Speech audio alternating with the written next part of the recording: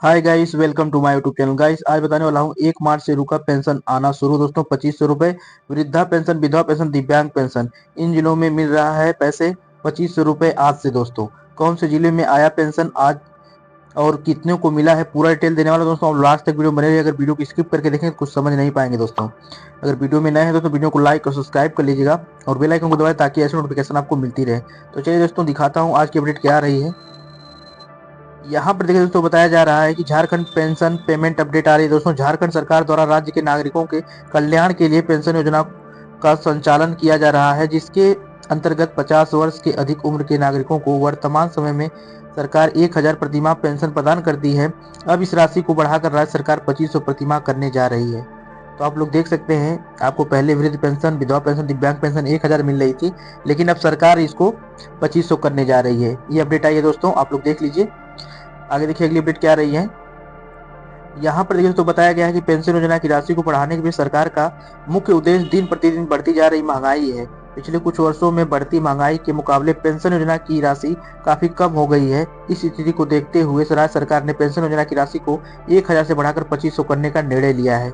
आप लोग यहाँ देख सकते हैं, 1000 पहले मिल रही थी, लेकिन अब आपको 2500 का निर्णय ले लिया गया है कि अब आपको 2500 रुपये दिया जाएगा। देखिए अक्टूबर, नवंबर, दिसंबर की पेंशन अभी जारी हुई है दोस्तों। 11 लाख जो 11.80 था दोस्तों, तो इन लोगों को मिलेगा अक्टूबर, नवंबर, दिसंबर का 3000 रुपये मिलना स्टार्ट हो गया है। आप लोग देख सकते हैं। आगे देखिए, यहाँ पर देख सकते हैं दोस्तों, 11.81 लाख लाभुकों को सितंबर 2024 के बाद से नहीं मिली पेंशन।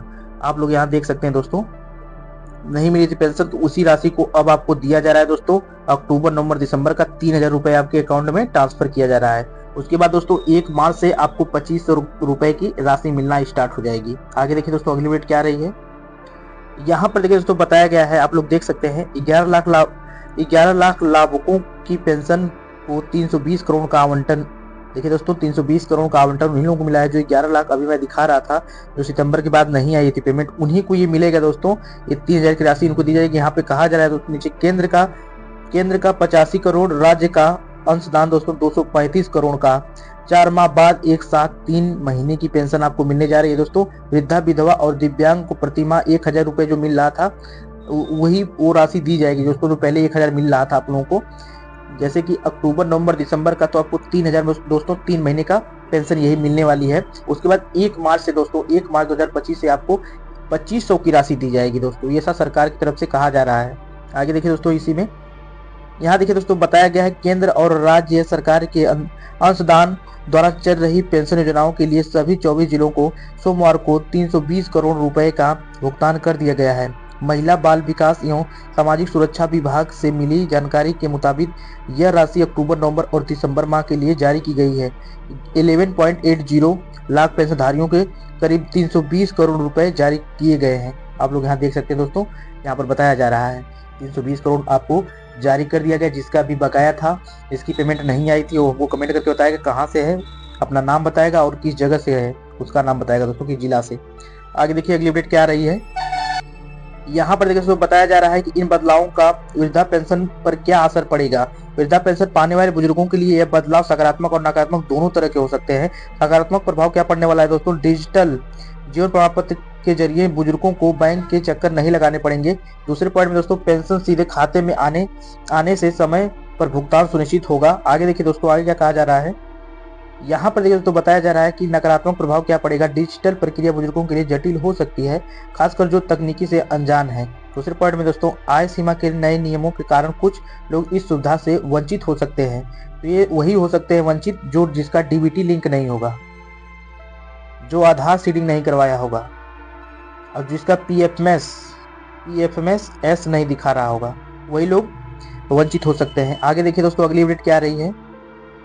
यहाँ पर देखिए बताया गया है, स्वास्थ्य प्रमाण पत्र की अनिवार्यता से फर्जी लाभार्थियों की पहचान आसान होगी।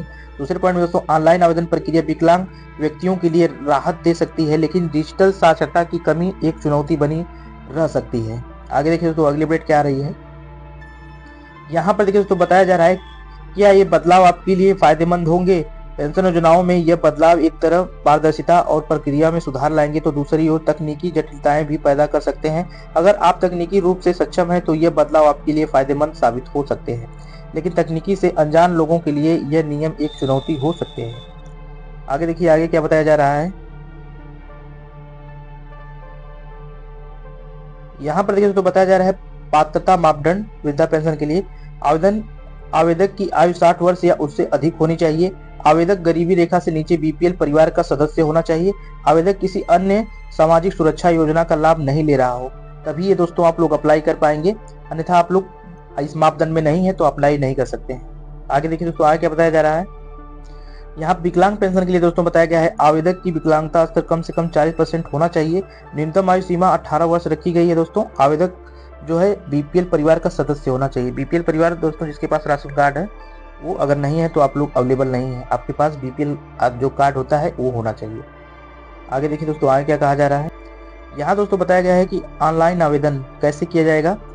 आधिकारिक पोर्टल पर जाएं, आवश्यक दस्तावेज अपलोड करें जैसे आधार कार्ड, बैंक पासबुक, आय प्रमाण पत्र आदि। तीसरे पॉइंट में दोस्तों आवेदन फॉर्म भरकर सबमिट करें। ये दोस्तों किसके लिए है, ये ऑनलाइन सुविधा है दोस्तों, ऑनलाइन जो लोग फिलिप कर रहे हैं फॉर्म को। आगे देखिए आगे क्या बताया गया है। यहाँ देखिए दोस्तों ऑफलाइन में बताया जा रहा है। ऑफलाइन आवेदन नजदीकी पंचायत कार्यालय या नगर निगम कार्यालय जाएं, आवश्यक दस्तावेज जमा करें, आवेदक फॉर्म भरकर जमा करें। आगे देखिए दोस्तों अगले क्या बताया। यहाँ पर देखिए दोस्तों बताया जा रहा है कि दस्तावेजों की आवश्यकता, रिक्वायर्ड डॉक्यूमेंट दोस्तों क्या क्या होना चाहिए आपके पास।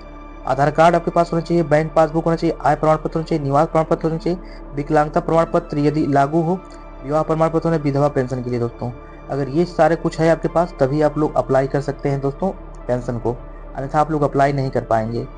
तो ये आप लोग सारा कुछ आपके पास होना चाहिए और सब अपडेटेड होना चाहिए दोस्तों, क्योंकि जो आधार कार्ड होता है दोस्तों वो आपका हर एक चीज़ सही होना चाहिए दोस्तों। उम्र से लेकर उसमें जो भी डेट ऑफ बर्थ है उससे ही आप लोग अपने अकॉर्डिंग आप लोग जो भी पेंशन भरनी है भर सकते हैं, जो निर्धारित दिया गया है क्राइटेरिया। आगे देखिए दोस्तों आगे क्या बताया जा रहा है। यहाँ पर देखिए दोस्तों कुछ बताया गया है नई शर्तों का पालन न करने पर प्रभाव क्या पड़ेगा।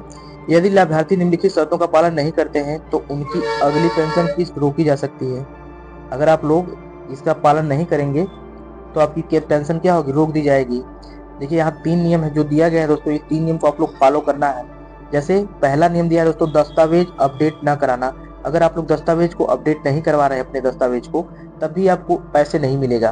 यहाँ पे देखिए पहला है। दूसरा है दोस्तों आधार बैंक खाता लिंक न करवाना। अगर आपका जो आधार कार्ड है अगर अपने बैंक खाता से लिंक नहीं करवाए हैं तभी आपकी पेंशन पेंडिंग कर दिया जाएगा, नहीं मिल पाएगा दोस्तों।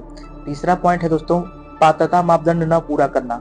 अगर आपका पात्रता मापदंड नहीं पूरा होगा, नहीं हुआ होगा, तो भी आप लोग अप्लाई नहीं कर सकते हैं। तो ये सारी शर्तें आप लोग देख के ही अप्लाई करिएगा, चाहे तो आपका पैसे भी नुकसान होगा और आपको पैसे भी नहीं मिलने वाला है। तो इस तरह से दोस्तों और एक जरूरी काम है दोस्तों, आप लोग सबसे जरूरी काम है कि डीबीटी जरूर लिंक करवाइएगा, क्योंकि डीबीटी के माध्यम से ही पैसे आप ट्रांसफर किए जा रहे हैं। तो डीबीटी अपना जरूर लिंक करवा लीजिए, तभी आपको पैसे ये मिलेंगे, राशि जो 2500 के आने वाले हैं मार्च से। तो कैसी लगी दोस्तों वीडियो, अगर अच्छी लगी होगी तो वीडियो को लाइक और सब्सक्राइब करके जरूर जाइएगा। मिलते हैं नेक्स्ट वीडियो में। जय हिंद, वंदे मातरम।